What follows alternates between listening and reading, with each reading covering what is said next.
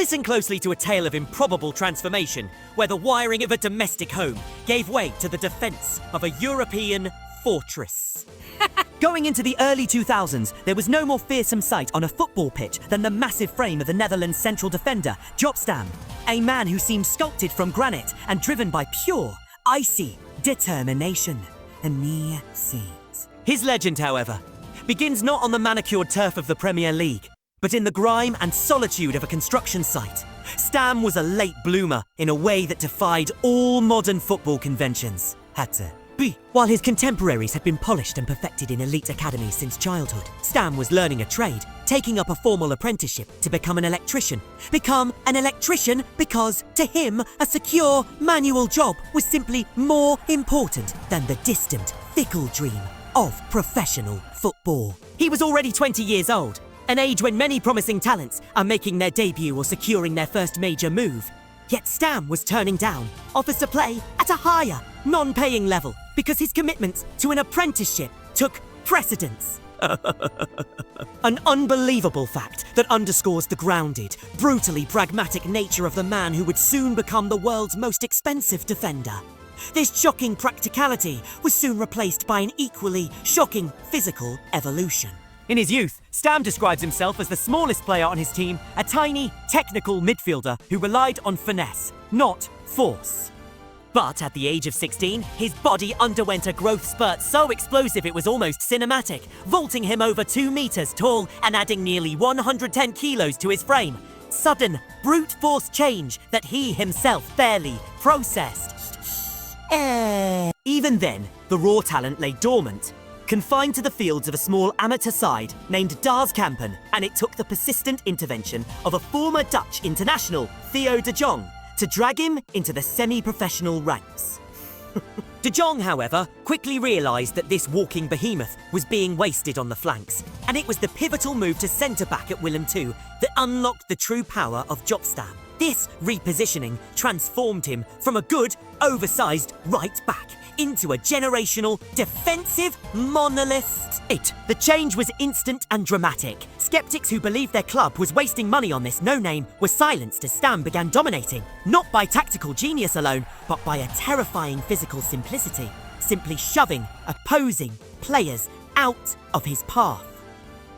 His ascension was meteoric, propelled by one factor above all others: his ability to neutralize the unstoppable. The Brazilian phenomenon, Ronaldo Nazario, known as Ario, known as Erenin, was then tearing up the Eredivisie with PSV Eindhoven, an artist of speed and skill who could not be contained. Yet, when Stam's Willem II squared off against the league leaders, it was Stam who locked all men down, putting in a performance so commanding it drew the immediate attention of PSV themselves. They did not simply want to beat their rivals, they wanted to sign the one man who had demonstrably proven he could stop the most feared striker in the game. When asked about his struggle against the legendary Brazilian, Stam's famous, chillingly casual reply was simply, Ronaldo, He never gave me any problems. That single dismissive quote encapsulated the psychological warfare Stam waged on the pitch. A silent, unblinking challenge that suggested he viewed the world's greatest talents as merely minor inconveniences. Choked. The transfer to PSV marked the beginning of his trophy-laden career, culminating in the call that would change everything. Sir Alex Ferguson and Manchester United. The legendary manager's pursuit of Stam was as dramatic as any storyline the defender would later be embroiled in. Stam was a man who preferred silence, who loathed media attention, and his first meeting with Ferguson, a clandestine affair at a secret safe house near Amsterdam airport, almost ended in rejection because of the theatrical nature of the approach. But Ferguson, who rarely took no for an answer, returned, dropping a staggering £10, 75 million on the table, a world record fee for a defender surpassing even the amount Barcelona had paid for Runen 2 years earlier. This transaction was not just a signing, it was a statement. It was a statement. The treble-winning squad of 1999, which had just lost Eric Cantona, was doubted by many, especially after they were comprehensively beaten in the season opener. But Stam was the missing piece, the defensive anchor who brought the necessary rigidity, and, more importantly, the psychological dominance. The defining moment of his psychological strength arrived early in his career, before the United glory, during Euro 2000 against the Czech Republic. Facing the towering 6'7" Jan Koller, Stam went into an aerial challenge with such ferocity that he cracked his own eye socket, opening a gash above his eye. The competitor, watching Stam's reaction, would have seen an unblinking, emotionless machine. Refusing to leave the pitch, Stam demanded the team doctor stitch the wound up right there on the sideline, with no anaesthesia, and he didn't so much as flinch. This anecdote wasn't just about pain tolerance. It was a message delivered in blood. Stam would not yield, not yield. It's this raw, almost inhuman imperviousness that made his teammates respect and fear him in equal measure, with Ryan Giggs recalling how Stam would occasionally put his own colleagues into a chokehold during training if they annoyed him.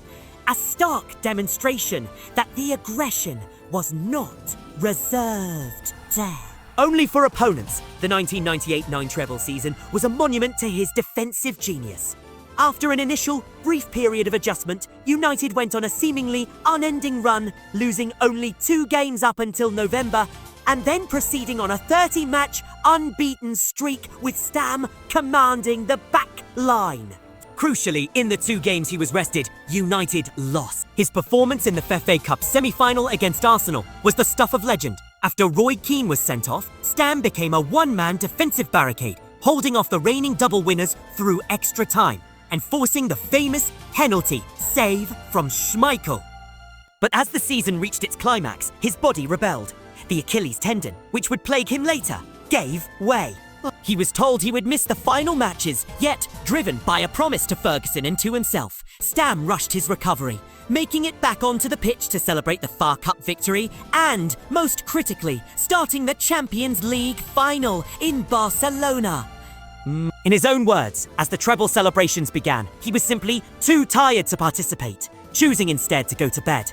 A perfect testament to the sheer physical and mental exhaustion he poured into that historic campaign. Yet, even after anchoring a defence that swept every major title, winning multiple Player of the Year awards and being named world champion, the partnership with Sir Alex Ferguson ended in one of the most abrupt and controversial betrayals in football history. The catalyst was not a drop in form. Stam was still arguably the world's best defender, but an autobiography. He gave the Daily Mirror early access, and they sensationalised a single phrase regarding Ferguson's initial contact for the United transfer, labelling the book as shocking football. Ferguson, notorious for his control, felt exposed. Publicly, the manager blamed the book, but the truth, as it slowly emerged, was far more cynical. Ferguson had been flirting with the idea of signing Laurent Blanc and, presented with an £18 million offer for a 29-year-old with a known Achilles issue, he took the money. The final act was a meeting in a petrol station where Ferguson told Stam, without pretense, that he had to go to Lazio or sit on the bench. The decision was purely transactional, and Ferguson would later admit it was the worst mistake of his managerial career, watching his United team fall into a trophyless period immediately after Stam's departure, while the defender continued to shine. Stam's time in Rome was fraught with controversy and turbulence that mirrored his raw persona. Almost immediately, he was hit with a 5-month doping ban, a result he vehemently denied and fought to overturn. He returned to a club in financial disarray, forced to play out of position at right back, and facing salary disputes that saw the players offered club shares instead of cash. The pressure boiled over, leading to Stam grabbing teammates by the throat in moments of intense frustration, showing the volatile, uncompromising side of his character. Yet, through this chaos, he still delivered a Coppa Italia trophy, the club's only silverware in a 9-year span. His subsequent move to AC Milan was validation. At 32, he became the most expensive player of his age ever, joining a legendary defence alongside Maldini, Nesta and Kofu, a clear statement that the world's elite still considered him indispensable. The ultimate revenge came in the Champions League quarter-finals against Manchester United, where he was asked if he would shake Ferguson's hand. "Oh, why not? I haven't done too badly since I left, have I?" "Have I?" he replied, before knocking his former club out of the competition. Though he would later suffer the ultimate pain of the 2005 miracle of Istanbul final defeat to Liverpool, a loss that haunted him more than any victory. Stam had proven, time and again, that the electrician who never expected to play professionally was truly one of the most dominant forces the world of football has ever seen.